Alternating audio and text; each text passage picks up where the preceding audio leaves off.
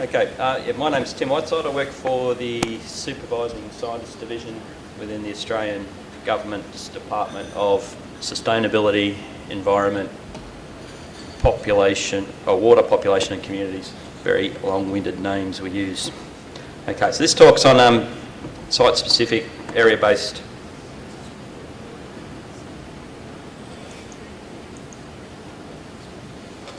validation of classified objects, so I'll go through it now. Okay, so Thomas Blaski this morning talked about GEOBIA being maybe a paradigm. So within that paradigm, the intended outputs are objects, so the intended analysis unit is an object, and also the intended outputs are objects for incorporation into GIS analysis, etc. Okay, so objects have properties such as a thematic property, so a class, but they also have geometric properties such as shape and location. Accuracy assessment needs to consider all these, and this is not adequately covered by the traditional site-specific methods as described in work such as Congalton and Green. Okay, so accuracy assessment within a GEOBIA has been identified as an area of research need or an area of research interest by Thomas. And also accuracy assessment needs to align with the guidelines that have been suggested by Giles Foodie and Stamen and Wicken in their recent papers. Okay, Congalton and Green use the confusion matrix as a main method of thematic accuracy assessment, but they have a number of issues when it's related to object-based classifications. Okay, so the first question is the object in the right class? Is it the right shape and size? And is it in the right spot? So we can add a geometric component to this information by using a area-based measure or area-based measures and hitch that in with the site-specific stuff, and we can get some extra information such as the number of good and bad objects, where these good and bad objects occur, and from that where they occur we get a spatial understanding of where error or agreement occurs.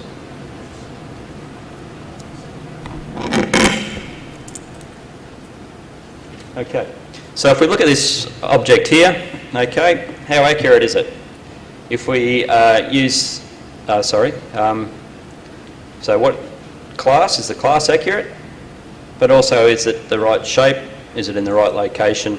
Is it the right size? Okay, if we use a reference site, we don't get any of that information. We can say maybe that, yes, the object's correctly classified here, but what about down here? We have no idea. So there's plenty of questions. So is that class consistent across the whole object? What happens if within this here we have multiple reference sites and the reference sites are all different classes? What do we say about this classified object? Do we say yes, it's correct, yes, it's not correct, or whatever? So there's that information needs to be considered. And does the object typify the corresponding real world object it's meant to represent? So if we extend the reference site to a block of pixels, as is one recommendation, we still don't get information about the whole object. We're getting information about more of the object, but not all. So when we assess a classified object against a reference object, we're getting more information. So the reference object's displayed in pink here. And you can see that by overlapping the reference object with the classified object, we get an area of overlap, which is an area of agreement, and we're getting areas of non-agreement around the edges.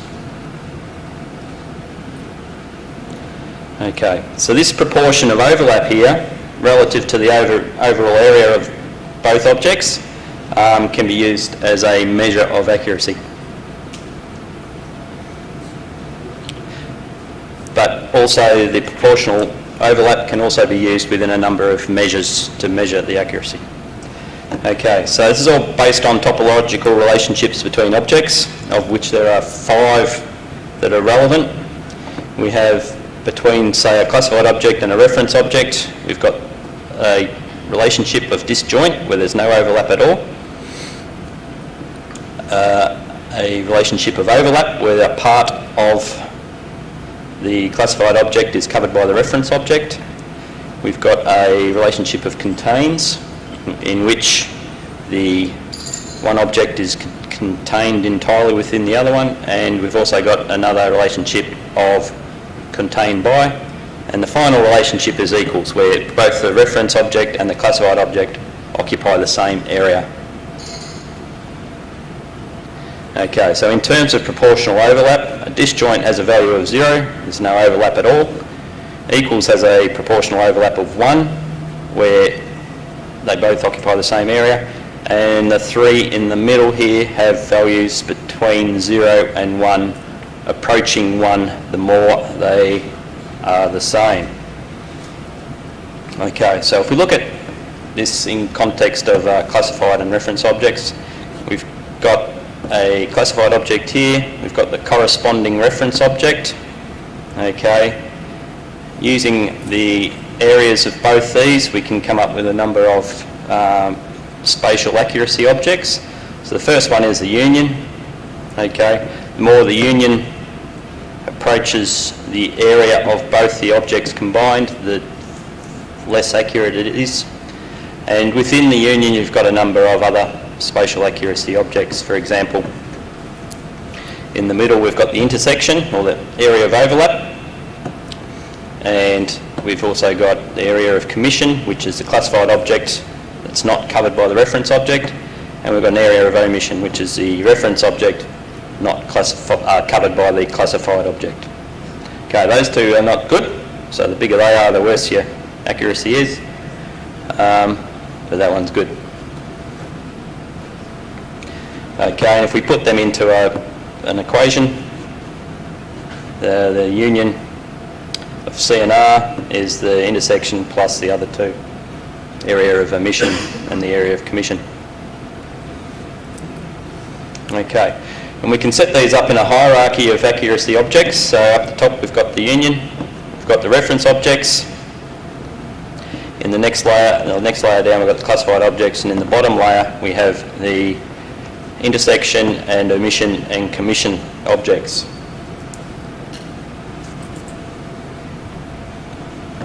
That way we can use multiple classes. Okay, so these ones here are, so if we look at this diagram here, the ones in red are the omission and commission objects. Okay, using these spatial objects, there's a number of measures of similarity that are in the literature. Weidner, Winter and Zahn et al. Used all similar ones. They've all got, each authors provide different names for each of them, but they've pretty much got some quite similar ones here. The top 3 measures of similarity, and the bottom 2 are measures of dissimilarity.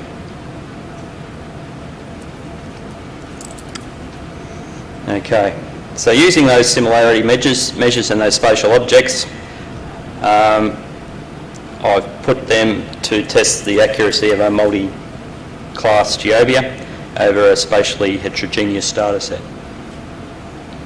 Okay, so the study area is within Litchfield National Park in the Northern Territory of Australia, on the northeast edge of the Tabletop Range, which is, there's Australia, Litchfield National Park's way up here in the tropics, and the study area is in the top part of the national park.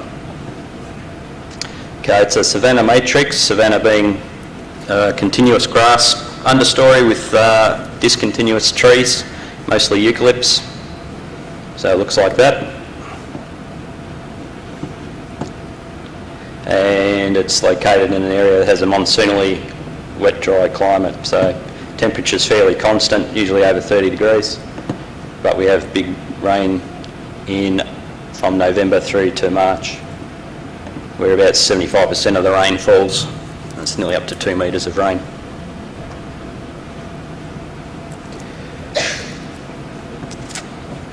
Okay, so the data used for the classification was the classified data came from a land cover classification from Master Data, which was used the visible and near infrared bands and the DEM, and that was captured in the 28th of August 2000. August is a good time to capture data, as in the grasses have all senesced, the annual grasses, so you can distinguish between grasses and trees quite well. However, by August there's been lots of fires. You can see this bottom area here.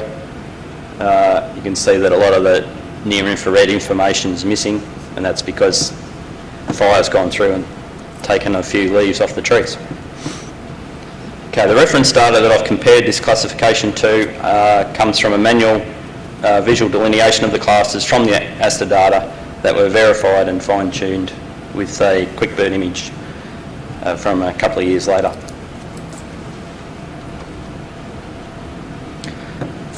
Okay, so the method I used was to select 20 random points across the scene, and these were buffered to 200 metres radius, which provided some sample areas. And these sample areas were used to clip the class and reference layers. And then these clipped layers were then put into ignition to create the object hierarchy. And the first level of objects was made using the thematic layer information and a very large scale factor in ignition segmentation. So that was it was in a multi-resolution segmentation, but you could use a chessboard and get the same result. And then the levels further up the hierarchy were created by merging objects. And then the final step was to derive the measure values for those measures described earlier. Okay, so that's the classified data, and you can see the 20 sample areas there. And this is the clipped reference data showing all the reference there. So by comparing each one of those sample areas, we've come up with some accuracy. As I mentioned, that's a hierarchy of accuracy objects, so that was how it's set up. Okay, so this is an example here. This is a classified sample, reference sample, and the accuracy sample. And the areas in yellow are where there's been no match. But I'll talk about that in a little while.